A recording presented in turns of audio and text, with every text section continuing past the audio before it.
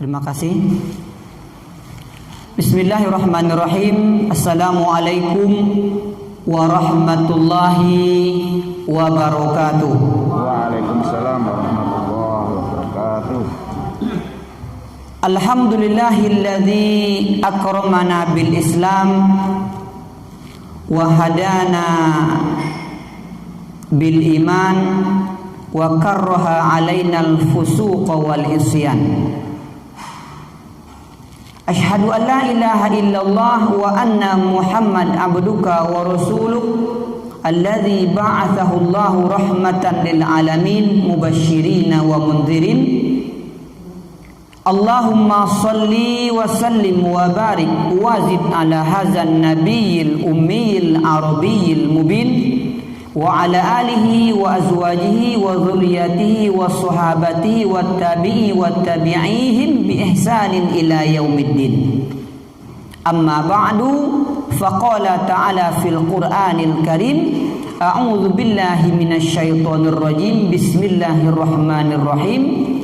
Ara'aital ladzi yukadzibu biddin fadzalikal ladzi yad'ul yatim wala yahuddu ala ta'amil miskin fawailul lil musallin alladzina hum an salatihim sahun alladzina hum yura'una wa yamna'unal ma'un. Sadaqallah wa sadaqa rasuluhul karim wa nahnu alaihi minasyahidin. Yang sama-sama kita hormati, yang kita muliakan, pengurus besar Masjid Al-Falahul Azhar, semoga kita doakan bersama diberikan keberkahan, nikmat, diberikan panjang umur, amal soleh, dan berjumpa dengan Allah Subhanahu wa ta'ala dalam keadaan husnul khotimah. Selanjutnya,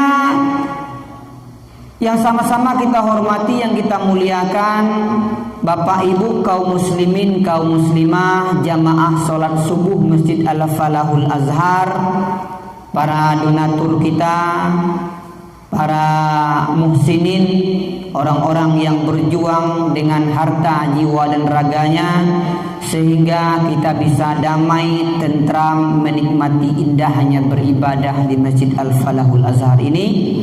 Kita sama-sama kita doakan juga agar segala semua yang makmurkan masjid ini diberikan oleh Allah Subhanahu wa ta'ala kemudahan, keberkahan, nikmat yang berlimpah, dan diberikan oleh Allah Subhanahu wa ta'ala ketenangan lahir dan batin, dunia dan akhirat. Amin amin ya rabbal alamin. Kaum muslimin wal muslimat yang terhormat, kita insya Allah dengan izin Allah, dengan keberkahan dari Allah, melanjutkan kajian tafsir kita. Pada bulan yang lalu kita sudah menyelesaikan tafsir atau penjelasan surah Quraisy, nikmat Allah kepada suku Quraisy yang luar biasa.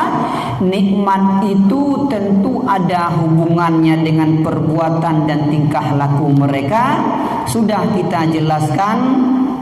Dan pada kesempatan kali ini surah yang kita bacakan nama surahnya Al-Ma'un. Ada pada ayat yang ke-7 dalam surat ini, wa yamna'unal ma'un. Ada 7 ayat. Kalau boleh kita ambil tema atau pokok pembahasannya pada pagi hari ini di surah Al-Ma'un ini, Allah ingin menjelaskan 2 tipe manusia yang tidak bermanfaat. Manusia ada yang bermanfaat, ada yang tak bermanfaat. Yang tidak bermanfaat itu ada 2 jenis manusia atau 2 karakter manusia yang disebutkan secara jelas, secara tuntas siapa mereka, apa sifatnya, Kenapa mereka bisa berbuat demikian? Lalu apa solusinya agar kita tidak termasuk ke dalam kategori dua kelompok manusia yang merugi di hadapan Allah Subhanahu wa taala? Langsung saja ayat yang pertama, bismillahirrahmanirrahim. Orang yang tidak bermanfaat atau orang yang merugi. Ara'aital ladzi yukadzibu biddin. Orang yang merugi pertama, yang tidak bermanfaat pertama itu orang yang menyimpang dari penciptaannya, orang yang tidak sukses sebagai khalifah di permukaan bumi itu adalah orang yang mendustai agama. Kita perjelaskan lagi, yukadzibu, mendustai. Ad-din itu agama, maliki yaumiddin. Maksudnya mendustai agama itu orang yang tidak percaya bahwasannya ada kehidupan baru, kehidupan yang kekal abadi setelah kehidupan dunia. Maksudnya orang yang tidak percaya kepada balasan di akhirat, tidak percaya terhadap keadilan Allah di akhirat, tidak percaya adanya hari hisab perhitungan di akhirat, tidak percaya kepada ada alam lain, ada kehidupan lain yang lebih layak, yang lebih luas, yang lebih lama, yang lebih kekal ketimbang kehidupan dunia yang fana, yang sebentar, yang sangat-sangat singkat ini. Itu adalah orang kafir yang mendustai hari pembalasan, mendustai hari bertemu dengan Allah Subhanahu wa taala. Ini manusia yang pertama tidak bermanfaat. Kemudian ada manusia kedua yang tidak bermanfaat. Mereka ini sama sebabnya, sama karakternya, tetapi ada perbedaan sedikit sifat antara keduanya. Manusia yang kedua ini adalah orang yang munafik. Keyakinannya ragu-ragu. Kalau orang kafir tadi keyakinannya tidak beriman kepada hari akhirat, mengingkari hari akhirat, mendustai agama. Sebabnya sama. Sebabnya mereka hilangnya keyakinan, tidak adanya pedoman hidup, tidak adanya pengakuan dan pengetahuan tentang alam lain, yaitu alam akhirat. Tempat kita diproses segala macam perbuatan, tingkah laku, amal kita di permukaan bumi ini. Kesamaan mereka, dua kelompok ini yang tidak bermanfaat ini, mentalnya, spiritualnya rapuh, kropos, tidak ada nilainya, dan hidup mereka itu penuh dengan keraguan, penuh dengan maksiat dan dosa. Lalu kita ingin melihat sifat mereka itu seperti apa, perilaku mereka seperti apa, manusia yang tak bermanfaat ini. Perilaku mereka yang pertama, orang kafir itu fadzalikal ladzi yad'ul yatim, mereka itu menghardik dan bersifat kasar, tidak perhatian kepada anak yatim. Surat ini diturunkan, kalau kita lihat pendapat ahli tafsir, diturunkan kepada orang kafir. Mereka itu seperti As bin Wa'il As-Sahmi atau Walid bin Mughirah, tokoh-tokoh penting orang-orang kafir di Saudi Arabia saat itu, atau Abu Jahal. Mereka itu ketika anak yatim datang, mereka hardik, mereka tolak dengan kata-kata, dengan perbuatan, dengan aksi, sehingga menyakitkan bagi anak yatim itu. Sedangkan dalam Al-Quran, anak yatim itu harus kita perhatikan lebih, sebab mereka itulah generasi-generasi kita yang akan datang. Fa'ammal yatima fala taqhar. Anak yatim jangan kita buat semena-mena, perilaku menjadikan mereka itu, kita perlakukan mereka itu seperti anak-anak kita, karena mereka inilah yang akan memegang estafet di masa yang akan datang dalam agama ini. Kemudian juga para ulama menyampaikan ayat ini diturunkan kepada Abi Sufyan. Dia memotong hewan setiap minggunya, banyak memiliki daging segala macam. Fatalaba minhu yatimun syai'an. Lalu anak yatim itu datang untuk meminta bagiannya. Faqara'ahu bi'asahu. Dia usir dengan tongkatnya. Tongkatnya dari apa? Dari kayu mungkin, dan yang lain. Dia usir. Pergi jauh-jauh dengan kata-kata, dengan aksi, dengan perbuatan. Fa'anzalallahu hazihi surah. Allah turunkan satu surat ini untuk menjelaskan kepada kita begitu besarnya dosa dan celaan dari Allah bagi orang-orang yang tidak memperhatikan atau orang yang menyakiti fisik anak yatim itu ketika bergaul di permukaan bumi ini. Itu sifat mereka yang pertama. Kemudian sifat mereka yang kedua, jelas dalam surat ini, wala yahuddu ala ta'amil miskin. Tidak memberi makan dan tidak menganjurkan orang lain untuk memberi makan orang-orang yang miskin, yang membutuhkan, yang tidak cukup kebutuhan mereka itu saat hidup di permukaan bumi.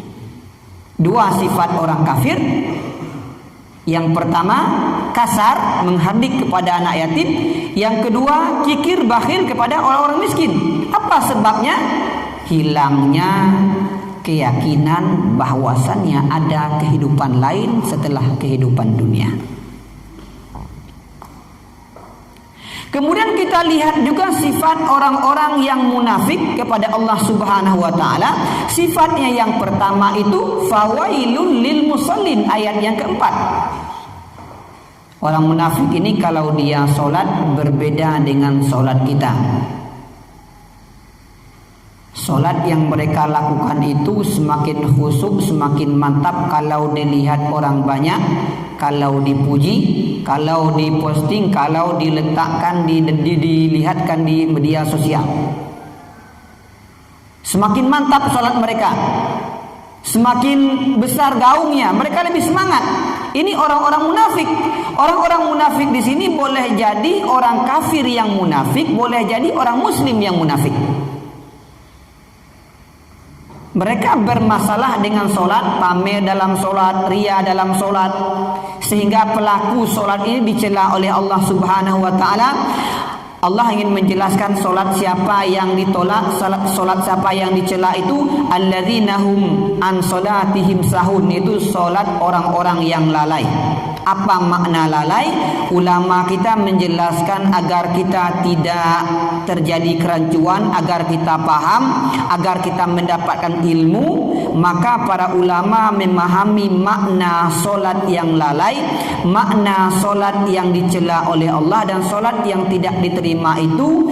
Yang pertama, orang yang solat tidak melakukan sebagaimana mesti yang diinginkan oleh Allah dan Rasulullah Sallallahu Alaihi Wasallam. Itu kategori yang pertama. Para ulama yang lain mengatakan solat orang-orang yang sahun, yang lalai itu, yang tak diterima itu, orang yang melakukan solat tetapi selalu mengundur-undur di waktu yang terakhir. Sengaja diundur-undur, ditarik-tarik dulu sampai detik-detik terakhir baru dia lakukan, dan ini kebiasaannya. Para ulama kita juga memahami makna solat yang sahun itu, solat yang lalai itu, solat yang dicela, pelakunya masuk neraka. Walladzina yaqumuna biha suratan la makna. Orang yang solat tetapi makna, substansi, intisari solat itu dia tak dapat. Dia solat, sujud, ruku, tidak. Solat seperti kita, tapi intisarinya tak dapat, bekas solat itu tak ada dalam hidupnya. Ini solat orang yang dicela. Kemudian solat yang tidak diterima itu, kata Allah, solat orang-orang yang ria dengan amalnya, dan solat orang-orang yang dengan solatnya itu tidak menumbuhkan pribadi, prinsip gemar memberi. Orang yang suka menahan hak orang lain, dia solat. luar biasa aktif sholatnya itu, tidak pernah tinggal, tapi dia masih pelit, kikir, bakhil, hasad, iri, dengki, rakus, maka termasuk sholat yang tidak sukses. Artinya bisa kita simpulkan, orang yang sholat tapi sholatnya tidak bermanfaat, dia tidak mengambilkan manfaat dari sholat, sholat itu pun tidak memberikan manfaat kepada dia. Sholat itu posisinya bagi kehidupan kita dalam agama Islam ini seperti hati bagi jasad. Jasad ada lengkap, komplit, panca indera komplit, lengkap, sehat semuanya, tapi hatinya sakit, sanubarinya sakit, maka bermasalah hubungan relasinya dengan Allah Subhanahu wa ta'ala. Ini sifat manusia, dua manusia yang tidak bermanfaat. Lalu apa solusinya agar kita terhindar daripada menghardik anak yatim, terhindar daripada menyakiti orang-orang miskin, tidak memberikan haknya, terhindar daripada solat yang ria, solat yang pamer? Maka solusinya Allah Subhanahu wa ta'ala mengembalikan kepada ayat yang pertama, tanamkan keyakinan, mantapkan ilmu, ikat jiwa dan raga kita dengan iman kepada hari akhir, iman kepada hari kiamat, iman kepada jaza wal hisab, bahwasannya Allah Subhanahu wa ta'ala membalasi sesuai dengan perbuatan, tingkah laku, amal yang dilakukan seseorang itu di permukaan bumi ini semasa hidup menghadap Allah Subhanahu wa ta'ala. Inilah yang pertama dibangun, dan dakwah inilah, proses untuk memperbaiki diri inilah yang dibina oleh baginda Rasulullah selama 14 tahun di kota Makkah. Baru hijrah selama 9 tahun, tak membina akidah lagi, tetapi membina muamalah keseharian kita sesama manusia saat berinteraksi. Kenapa kita harus membinanya? Karena iman kepada hari akhirat, keyakinan kita bahwasanya di alam barzah itu ada kenikmatan dan ada siksa. Di alam akhirat ada kenikmatan dan siksa sesuai dengan perbuatan dan tingkah laku kita di atas dunia. Ini dibina oleh baginda Rasul, iman kepada Allah dan iman kepada akhirat. Landasan pokok inilah, pondasi inilah yang harus kita perbaiki kalau pengen hidup kita ini lurus, kalau pengen hidup kita ini bermanfaat dunia dan akhirat. Kalau orang sudah yakin, 100% yakinnya, sudah mantap keimanannya kepada Allah Subhanahu wa ta'ala, sudah yakin dan ada dalam jiwanya itu 24 jam tidak hilang bahwasannya alam barzah itu ada, akhirat itu ada, amal kita akan diperlihatkan oleh Allah, akan dibalasi sesuai dengan niat, perbuatan, sesuai dengan jenis yang kita lakukan. Kalau itu tidak hilang selama 24 jam sehari semalam, insya Allah negara ini tidak payah-payah untuk mengeluarkan duit untuk memberi gaji KPK, inspektorat, BPK, hakim, jaksa, dan polisi. Kenapa? Orang tidak mau melakukan kejahatan, maksiat, dan dosa apapun namanya, karena ada Allah Subhanahu wa ta'ala. Prinsip itu 24 jam sehari semalam dalam jiwanya. Bahkan dalam hadis baginda Rasulullah sallallahu alaihi wasallam, tanda akhir zaman, tanda iman kepada hari akhir itu sudah mulai pudar, tidak lagi menjadi acuan dan tidak lagi ada depan mata kita. Kasratus syurat, banyaknya jumlah atau populasi polisi. Kenapa? Perlu ribuan, ratusan ribu polisi untuk mendidik jiwa manusia agar sadar tidak melakukan perbuatan dosa. Dan ini yang hilang dari pendidikan kita hari ini. Kita tidak menanamkan dan menitik beratkan kurikulum kita, pembelajaran kita, tidak lagi berbasis iman kepada hari akhir, sehingga semuanya hancur berantakan. Kalau kita ingin menikmati hasil dari sebuah pohon dengan menikmati hasil setiap musim, maka kita perlu memperhatikan akar dan batang, pokok dan pondasinya. Tapi zaman sekarang kita terbalik. Kita perhatikan buahnya, kita perhatikan daunnya, kita perhatikan rantingnya, cabang-cabangnya. Ya nggak perlu kita perhatikan. Sementara akarnya, batangnya jauh. Kalau sudah mati pohon itu baru kita melihat kepada akarnya. Padahal sesuatu yang tidak tampak harus semakin lama semakin terhujam dan menancap itu akar daripada sebatang pohon, pondasi dari sebuah rumah, agar kalau gempa datang, badai datang, angin datang, rumah itu semakin lama semakin kokoh seperti batu karang yang berada di lautan.